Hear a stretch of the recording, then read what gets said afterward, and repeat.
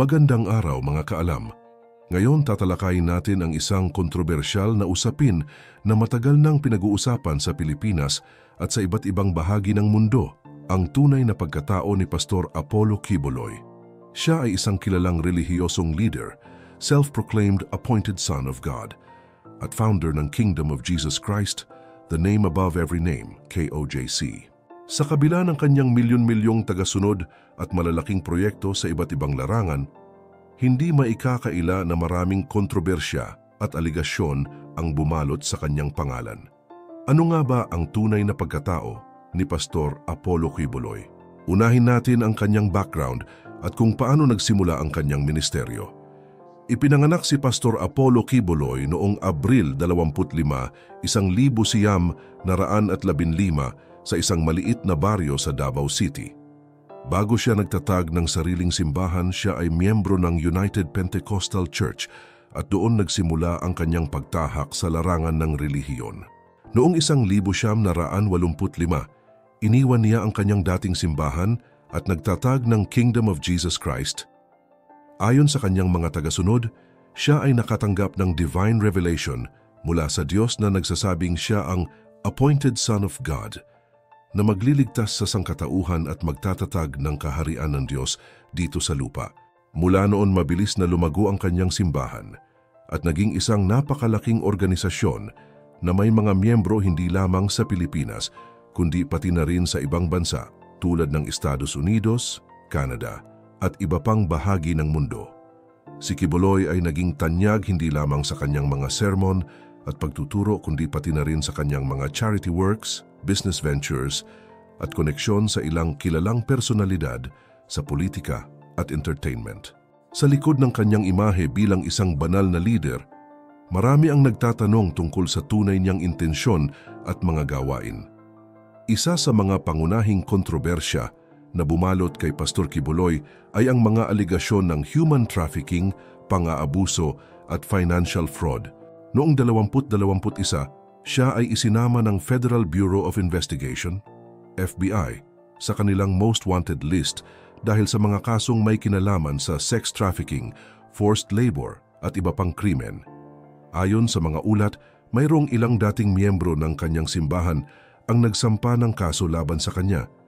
Inaakusahan siya ng pang-aabuso, pagkulong at pagpilit sa kanila na mangalap ng pondo para sa simbahan sa pamamagitan ng iba't ibang paraan, kabilang na ang panlilinlang at pamemeke ng mga dokumento.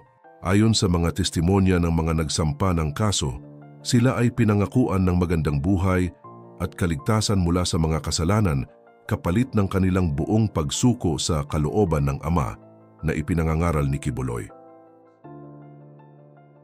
Marami sa kanila ang nagsasabing sila ay nakaranas ng psychological manipulation at pisikal na abuso. Kabilang na ang mga bata na pinilit umanong magtrabaho ng sapilitan at walang sapat na pahinga o sweldo. May mga ulat din ng sexual exploitation, kung saan di umano'y inutusan ni Quiboloy ang mga batang babae na maging bahagi ng tinatawag niyang night duty na isang euphemismo para sa sexual favors na hinihingi niya sa kanyang mga selected members. Sa kabila ng mga akusasyon, mariing itinanggi ni Pastor Quiboloy at ng kanyang kampo ang mga paratang. Ayon sa kanya, ito ay bahagi lamang ng isang malawak na kampanya upang siraan siya at ang kanyang simbahan. Naniniwala siya na ito ay isang persecution laban sa kanya dahil siya ay isang tunay na tagapagsalita ng Diyos na nagsasabi ng katotohanan. Sa kanyang mga public statements, sinabi niyang ito ay isang spiritual battle at siya ay hindi natatakot dahil alam niyang siya ay nasa tama. Ang kanyang mga tagasunod ay patuloy na naniniwala sa kanya at nagsasabing ito ay isang pagsubok lamang na kanilang malalampasan. Ngunit ang mga aligasyon laban kay Quiboloy ay hindi lamang natatapos sa human trafficking at pang-aabuso. Maraming ulat din ng financial irregularities at maling paggamit ng pondo ng simbahan. Ayon sa mga dating miyembro, pinipilit umano sila na magbigay ng malaking bahagi ng kanilang kita sa simbahan at ang pondo ay ginagamit hindi lamang sa pagpapatakbo ng simbahan, kundi pati na rin sa marangyang pamumuhay ni Quiboloy. Siya ay kilala sa kanyang magagarang sasakyan, private jets at malalaking properties. Ayon sa mga ulat, ginagamit umano ang pangalan ng simbahan para sa iba't ibang business ventures na hindi malinaw kung paano napapakinabangan ng mga miyembro. Isa pang aspeto ng kanyang pagkatao na nagbibigay ng maraming tanong ay ang kanyang relasyon sa mga kilalang politiko at personalidad. Si Quiboloy ay malapit na kaibigan ng dating Pangulong Rodrigo Duterte at ilang beses na rin siyang naging vocal supporter ng ilang political figures sa bansa. Marami ang nagtataka sa impluwensya ni Quiboloy sa politika at kung paano niya nagagawang magkaroon ng koneksyon sa mataas na antas ng pamahalaan. Ayon sa mga kritiko, ang kanyang koneksyon sa mga politiko ay isa sa mga dahilan kung bakit siya ay nananatiling untouchable sa kabila ng maraming kontrobersya. Bukod pa rito, may mga ulat din ng media manipulation at censorship. Ayon sa ilang mamamahayag, may mga pagkakataon na sinubukan ni Quiboloy na impluwensyahan ang mga media outlets upang pabanguhin ang kanyang pangalan at patahimikin ang mga negatibong ulat laban sa kanya. Ito ay isang malawak na estratehiya upang mapanatili ang kanyang imahe bilang isang banal at kagalang-galang na leader sa kabila ng mga lumalabas na kontrobersya. Sa kabila ng mga aligasyon at kritisismo, patuloy na dumadami ang mga tagasunod ni Quiboloy. Para sa kanila, ang lahat ng ito ay bahagi lamang ng plano ng demonyo upang sirain ang tunay na anak ng Diyos. Naniniwala sila na si Quiboloy ay isang modern-day prophet na sinubok ng mga pagsubok, ngunit mananatiling matatag sa kanyang pananampalataya. Sa kanyang mga sermon, patuloy niyang ipinangangaral ang mensahe ng pagsuko sa kalooban ng Ama at ang pangako ng kaligtasan sa pamamagitan ng pagiging bahagi ng kanyang kaharian. Isang malaking bahagi ng kanyang tagumpay ay ang kanyang kakayahan na makipag-ugnayan sa masa sa pamamagitan ng kanyang charismatic na personalidad at mabisang paraan ng pagpapahayag ng kanyang mga aral. Sa kanyang mga programa sa telebisyon, social media at sa iba pang platform, nakikilala siya bilang isang makapangyarihang tagapagsalita na may malinaw at direktang mensahe. Ang kanyang malalaking events at worship services ay dinadaluhan ng libu-libong tao at ito ay nagiging patunay ng kanyang malawak na impluwensya at karisma. Ngunit sa kabila ng kanyang tagumpay sa larangan ng relihiyon at negosyo, hindi maikakaila na ang mga usapin tungkol sa kanyang tunay na pagkatao ay mananatiling isang malaking katanungan. Siya ba ay isang tunay na banal na tao na ipinadala upang magturo ng kaligtasan o isa lamang mapagsamantalang leader na ginagamit ang relihiyon para sa pansariling interes? Maraming tao ang patuloy na naghahanap ng sagot sa katanungang ito at ang mga kasalukuyang legal na laban na kinakaharap niya ay maaaring magbigay linaw sa kung ano ang tunay na nagaganap sa loob ng kanyang kaharian. Ang kaso ni Pastor Quiboloy ay hindi lamang isang simpleng issue ng relihiyon, kundi pati na rin isang mas malalim na usapin ng power dynamics, exploitation at accountability.